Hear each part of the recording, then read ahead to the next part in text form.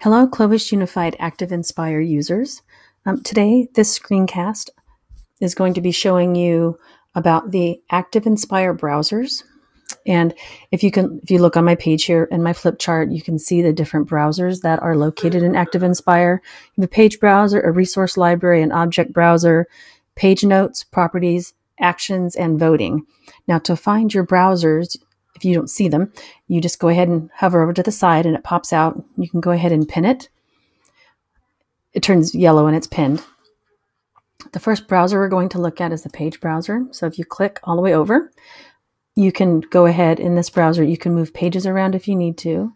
It's also a quick and easy way to choose different pages to work on. You can see the layout of the pages inside your flip chart. If I hover over the next icon, you can see the resource browser. Here's where you have lots of different things that you can add to your flip chart.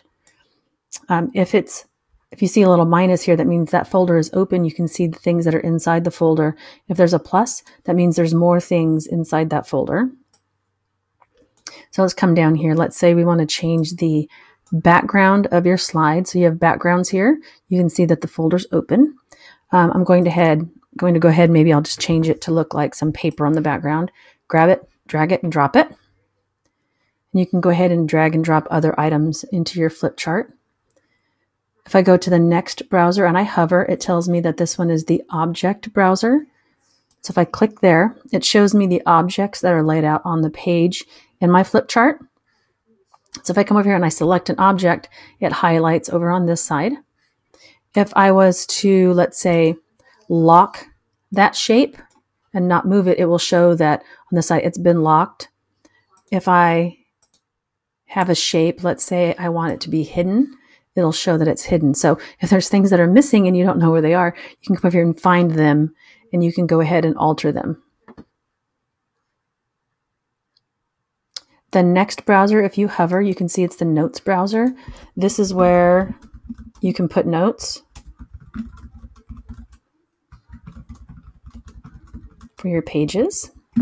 So if you're presenting and you have notes that you want to read, or if you're making a flip chart for someone else and you're sharing it and you want them to know what to do with those pages, you can put notes in there, and it's very helpful for others if you do put notes about how to use that page and inside that flip chart.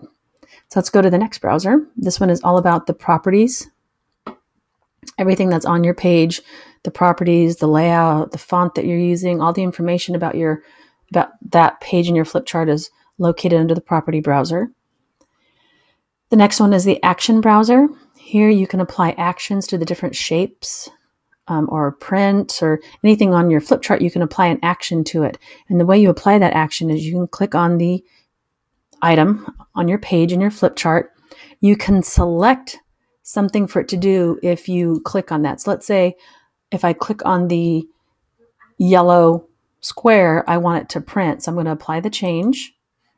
So now if I come over here and I click there, it's going to want to print. It brings up the print screen. So that's how you apply a change. If I want to take it away, I click on it, then I say remove existing. Now after I apply and it saves, it'll no longer print. If I want something on my page, this is like a shortcut action. If I want that down on the page, and let's say I want text on my page, so I can click there, it's going to open up, and I can go ahead and put text. Instead of having to come over here and click on the toolbar here, now I just click right inside the flip chart itself. And so you have all of these are like shortcut actions. The next browser is the voting browser. This is where you add device registration. So if you have a slate, things like that, and you want to add them, this is where you add it. And it's also where you control all of the active expression devices. You can add students and assign them to their devices and things like that. So I think that covers all of the browsers in ActiveInspire. Thank you for watching. I hope you found some of these tips useful.